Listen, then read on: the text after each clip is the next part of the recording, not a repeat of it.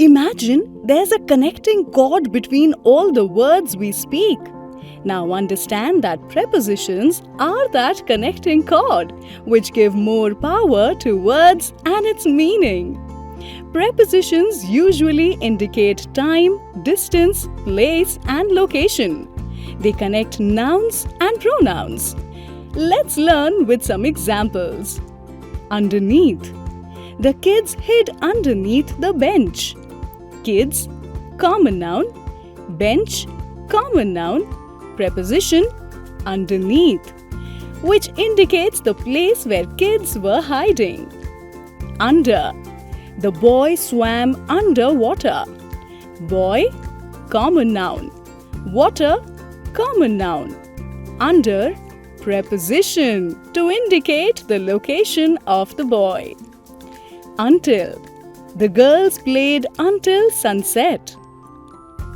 Girls, common noun. Sunset, abstract noun. Until is the preposition which indicates the time until the girls played. Up. She went up the hill. She, pronoun. Hill, common noun. Up is the preposition which indicates the direction of movement. Upon. Mother put butter upon bread. Mother, common noun. Butter, common noun. Bread, common noun. Upon is the preposition which indicates the placement of butter upon bread. With. Mother went with her kids to the park.